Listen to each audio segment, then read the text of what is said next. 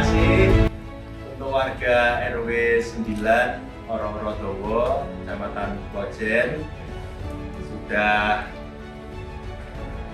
bisa silaturahmi, kita ngobrol guyup membahas isu-isu yang ada di tengah masyarakat. Mudah-mudahan kita semua bisa menjaga lingkungan dengan semakin baik untuk mewujudkan Kota Malang tercinta yang insya Allah semakin aman. Amin. Sebenarnya teman-teman sebaya saya yang kuliah, hanya saya yang hadir di sini. Itu artinya perguruan tinggi itu justru memisahkan antara, dan jujur Pak Oresta, saya tidak terlalu tahu problem di kampung saya sendiri. Dan itu tentu dosa bagi saya yang hari-harinya itu bicara tentang problem di kampus. Nah, ini saya pernah melakukan satu riset dengan anak-anak UI, Trisakti, dan juga Unhas. Kami mencoba melihat apa sebenarnya hubungan antara perguruan tinggi dengan masyarakat sekarang. Dan ternyata hasilnya cukup mengejutkan. Generasi saya, setidaknya kita melakukan survei 2000 responden waktu itu. Sebenarnya saya diajak dan saya urun ide. 2000 responden lintas negara, perwakilannya ada sekitar 20 provinsi yang mengisi. Di survei itu kita temukan satu kecenderungannya aneh.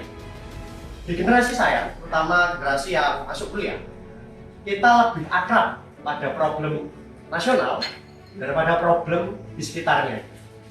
Teman-teman saya yang kuliah di Brawijaya, teman-teman saya setidaknya satu angkatan di antropologi, teman-teman yang saya kenal di Fakultas Ilmu Sosial Politik, di UM, dimanapun, ketika saya tanya, di kampungmu gimana? Ada masalah apa ya?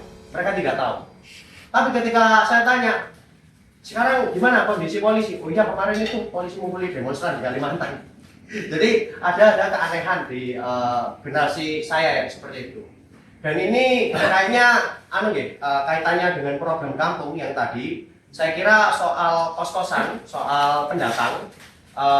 Saya kira pendatang-pendatang itu adalah anak-anak kampus gitu. Anak-anak kampus yang di mana-mana. Saya kira keresahan serupa juga saya temukan ketika saya iseng nongkrong dengan bapak-bapak di Kelurahan Pitam Gede di belakang UB di Watubong.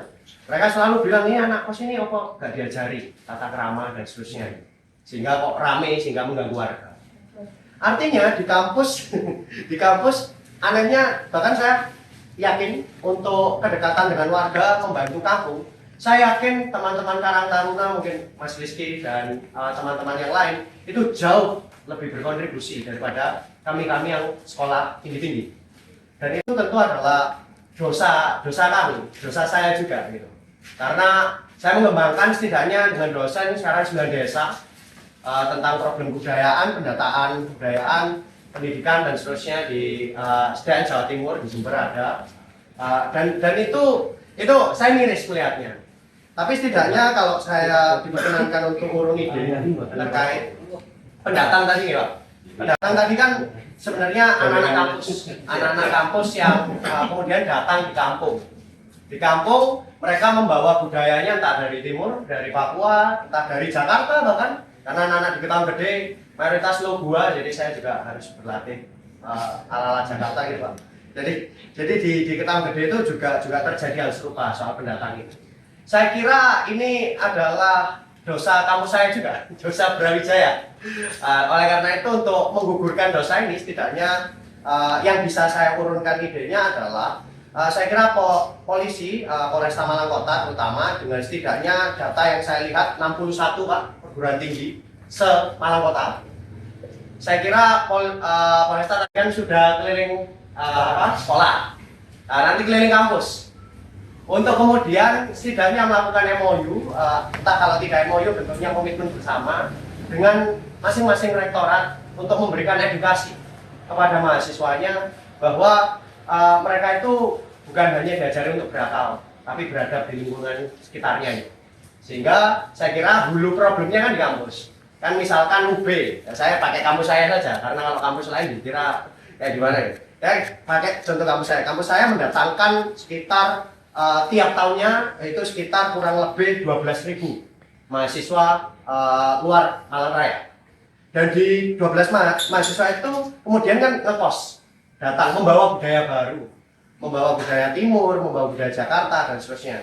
Yang itu tentu tidak akrab dengan warga dan potensi konflik rentan di sana. Kalau di Suhat setidaknya curanmor yang saya dengar itu pelakunya itu ya mahasiswa pendatang dan seterusnya. Untuk kampus saya tidak tahu. Tapi kampus di sini saya lihat punya tanggung jawab untuk kemudian karena mereka sudah mendatangkan mahasiswa luar kota di Malang, dan kemudian misalkan kampus berdalih sudah membangun ekonomi, membangun kos-kosan dan seterusnya, tapi ternyata itu tidak cukup karena warga lokal justru tergerus nilai-nilainya itu. Semakin banyak pendatang Jakarta, teman saya Pak dari Jakarta uang bulanannya 12 juta. Uang bulanan teman saya rata-rata di atas 3 juta semua yang luar kota. Itu luar biasa. Makanya saya heran ya, itu kok kantek, gue ini ngopi, warang ini keluar. Nah, itu ketika itu akhirnya muncul hiburan malam gitu, untuk menampung uang besar ini, akhirnya di tempat-tempat di Malaraya. Aspek ekonominya bagus, pajak dapat dan seterusnya, tapi aspek moralnya saya kira itu kurang diperhatikan oleh kampus sendiri, sehingga saya kira mungkin jika Bapak berkenan nanti bisa polisi misalkan minimal keliling kampus, dan itu tentu tantangan Pak, karena setidaknya teman-teman saya non saya itu sangat anti polisi di UB setidaknya, dan itu menjadi tantangan saya kira untuk Polresta secara khusus dan Polri secara umum untuk memberitahu bahwa kampus juga menjaga Harkamtibmas melalui edukasi kepada mahasiswa-mahasiswanya yang menetap di kos-kosan di Malang Raya. Ini kok. Saya coba tanggapi Mas, tapi saya coba jawab dari sudut pandang saya yang pernah muda, yang pernah mahasiswa. Jadi yang pasti masa-masa muda itu masa mencari jati diri. Semuanya ingin dijelajahi, semuanya ingin dicoba, semuanya ingin dirasakan. Kemudian ada fenomena bahwa kalau kita sadari Pak, yang angkatan lahir 50-an, tahun 50-an nganggap yang lahir 60-an sopan santunnya kurang. Nanti yang lahir 60-an bilang yang lahir 70-an sopan santunnya kurang. Nanti 70-an menganggap 80-an manja. Nanti 80-an nganggap ya Indonesia seperti itu terus. Masalahnya nggak beres-beres dengan masalah dengan dirinya sendiri. Dianggap mungkin generasi yang lalu lebih kuat mental, sekarang lebih gampang putus asa misalnya itu. Dikit-dikit ngambek terjun dari jembatan. Nah misalnya ya gitu kan, ini problem ini. Dan ini mulai makin rentan, makin mudah menyerah. Tolak cewek sekali, sini dibalikin, perbaikan, langsung di jembatan. Polisi yang dibolehin. Ternyata setelah digali urusannya asmoro sama skripsi. Masa depan masih jauh, masih panjang. Tapi yang jadi masalah juga adalah memang benar generasi sekarang relatif punya jarak dengan lingkungan. Kalau menurut saya ini keniscayaan, karena ada gadget. Gadget itu mendekatkan yang jauh, menjauhkan yang dekat. Nah itu jadi isu Donald Trump bersin 3 kali. Nah, terus kowe ngerti ora saiki Pak RT-mu sopo? Ora aku. Padahal lebih tahu Donald Trump ngapain ya. Ini kemudian memang ketika menjadi mahasiswa ini terjadi perubahan pembawaan kalau menurut saya. Dia itu kan beralih dari siswa ke mahasiswa. Mahal ini. Maha yang boleh pakai kata maha itu mahasiswa di negara kita ini. Ya terus mohon maaf Mas, misalkan nih Mas kuliah di Universitas Brawijaya, saya kuliahnya di Universitas Kanjuruhan misalnya. otomatis Mas akan menganggap diri Mas lebih elit daripada saya. Nah ini udah jadi masalah ini. Sudah maha elit pula. Nah ini yang kadang-kala nanti ya akan merubah sikap pandang kita terhadap lingkungan dan orang lain. Tidak terasa perubahan sikap kita dari SMP coba dirasakan. SMA, SMP biasa, SMA biasa, begitu jadi mungkin mahasiswa di Universitas Brawijaya, wah, aku sing paling mahasiswa, aku di elit, nah misalnya itu. Ini juga menjadi masalah. Bercampur dengan mahasiswa itu selalu mendapatkan doktrin secara tidak langsung maupun tidak langsung, paham kebebasan, bebas berpikir, bebas berpendapat, bebas berbuat. Secara psikologis ini membawa perubahan ke perilaku. Ini yang terjadi. Ini yang terjadi. Nah, lalu muncul lagi masalah di tengah alam demokrasi seperti ini. Sepertinya, mungkin saya benar, mungkin saya salah. Ada memang entitas yang berusaha membuat jarak antara aparatur negara dengan mahasiswa. Jadi seolah-olah dianggap ini musuh. Padahal ya kita ini saudara, satu bangsa. Itu loh. Tapi sebenarnya masalah ini sudah diketahui sama pendiri-pendiri bangsa. Sebenarnya ya, sudah memprediksi bahwa nanti akan terjadi seperti ini. Loh kok bisa Pak? Itu ada Sumpah Pemuda tahun 1928. Itu untuk mengingatkan kita. Kita ini bukan musuh. Musuh kita itu siapa sih? Dulu penjajah. Bukan bangsa kita sendiri. Dan ini sudah berlangsung berdekade-dekade. Upaya untuk membuat sekat antara birokrat dengan kelompok-kelompok akademisi terjadi dan dirawat. Entah tujuannya apa yang merawat itu, entitas itu merawat itu untuk apa, tidak tahu. Jadi dianggap polisi atau aparatur negara, TNI, polisi, Pemda itu menganggap mahasiswa sulit diatur. Nanti mahasiswa juga menganggap aparatur negara semena-mena, bebal, nggak mau mendengar cerita warga, seperti itu terus. Nah oleh karena itu pola kita di kepolisian itu mencoba mendekat ke komunitas mahasiswa tanpa ada kesan mengintervensi kampus, sehingga kita interaksinya itu ke mungkin GMNI, HMI seperti itu. Bukannya kita ingin memanfaatkan, tidak, tapi keterjangkauan kita ke aksesnya ke arah situ. Ya mungkin bisa juga saya kenal dengan individu-individu mahasiswa seperti saya dulu kenal teman-teman UI atau Politeknik Negeri Jakarta itu lewat menduanya. Dari situ terbuka akses saya untuk komunikasi ke mulai dari dekan, dosen ke yang lain, sehingga saya bisa masuk ke ruang kelas besar diskusi sama teman-teman mahasiswa. Kalau saya secara resmi bersurat atau woro-woro lewat rektorat, wah mesti ini ya, ini mau membungkam. Lebih baik kita makan gorengan daripada membungkam. Iya. Saya mau besok lah terlalu semangat itu. Nah itu yang kira-kira terjadi. Nah, dan Mas jangan terjebak dengan akulturasi budaya. Kita lihat walaupun mereka orang ibu kota, tapi Jakarta itu kadang sikap perilaku tutur kata bahasanya itu perilakunya belum tentu bisa sesuai dengan nilai-nilai yang ada tumbuh kembang di masyarakat Jawa dan masyarakat Malang. Kadang-kala yang dari Jakarta ini songongnya, ampun deh, kita sampai yo aja ngono ning yo ora perlu ngono lah, semoga gaya gitu kan. Tapi memang perilakunya di Jakarta itu songong itu sebuah kenormalan di alam Jakarta. Sama nanti misalnya Mas nanti merantau ke Jakarta, wah, Mas nanti akan menganggap keras sekali kehidupan di Jakarta ini. Kalau kita tidak menyerang, kita yang akan diserang ya seperti itu.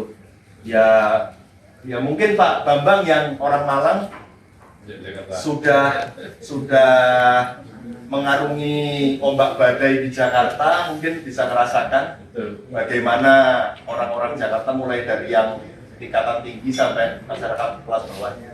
Ya. Kan seperti itu. Ya kalau ya semuanya kan terbentuk karena kondisi ya. Kultur itu terbentuk dari kondisi juga ya. Mungkin Mas Raffi belajar tentang antropologi bisa kan mengaitkan dengan kondisional tadi. Kalau di Jakarta misalnya tiap hari kita bergantungan di KRL itu kan sudah desek-desekan. Udah kehidupan keras. Kehidupan keras. Masuk KRL aja udah kehidupan keras ya. Lah ini kau bertahan, cepet temenan yang Ada tingginya tinggi. Iya, akhirnya muncul. Akhirnya muncul Luar biasa. Ya, yang lucu itu kalau di daerah seperti Malang ini ya, ini kan pertemuan antar budaya ini akhirnya jadi budayanya jadi aneh gitu. Anak-anak Kediri, Trenggalek, Tulungagung, Sipeh, gue sik durung ada gitu. Kalau bahasanya gawe gue, aku jadi Ya. Kalau begitu kan muncul di kota seperti Malang ini. Ya memang ini sebenarnya bukan PR dari kepolisian, tapi PR-nya anak-anak muda dari Mas Raffi dan kawan-kawan. Bagaimana jangan diserahkan lagi pada polisi. Ya bagaimana untuk mengajak teman-temannya ini untuk tidak berjarak dengan minimal RT/RW-nya lah seperti itu ya. Itu yang harus siapa yang harus menggerakkan itu? Ya tentu mahasiswa sendiri. Kalau polisi yang datang, ya anti dulu lah, resisten dulu. Ini polisi, apalagi lihat polisi Indonesia ya, yang tugasnya sudah banyak menegakkan aturan, sementara kawan-kawan mahasiswa itu seringkali nggak mau aturan kan seperti itu, ingin bebas seperti itu. Dan saya melihat walaupun mungkin saya sudah berada di level misalnya Kapolres gitu ya, tapi kan saya mengikuti perkembangan terus ya. Saya melihat anak-anak sekarang itu nuturinya itu di challenge. Jadi misalnya sekolah, Kapolsek ke sekolah gitu, jangan terlalu sering mengatakan anak-anak patuhi aturan lalu lintas. Kayaknya coba gunakan cara lain yang sifatnya challenge.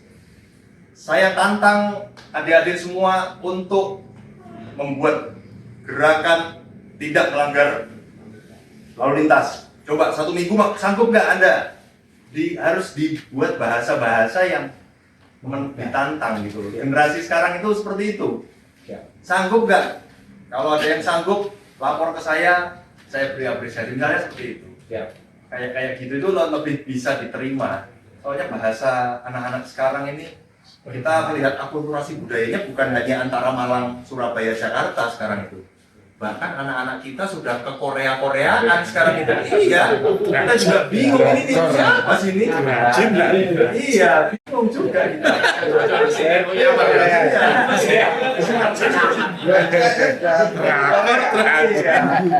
Agak beda ini anak-anak sekarang. Iya. Iya. Ditanya siapa itu Ki Hajar Dewantoro? CEO menyamar kan? Siapa itu nggak tahu itu. Ya bukan salahnya generasi sekarang juga, bukan salahnya generasi yang dulu ya, ini hukum alam.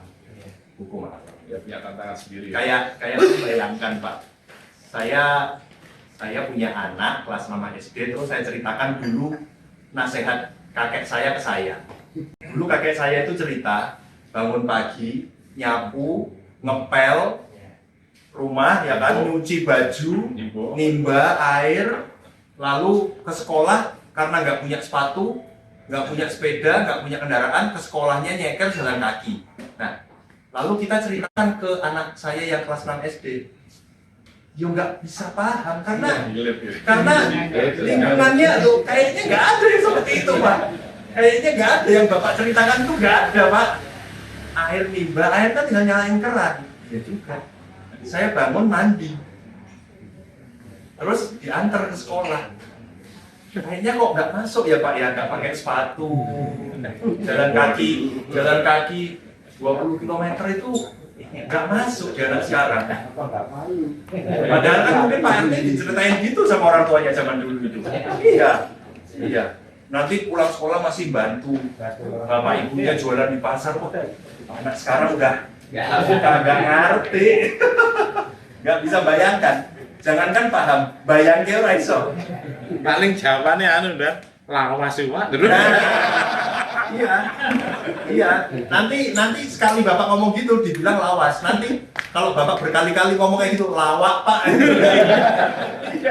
Iya. Ya perlu kita juga masih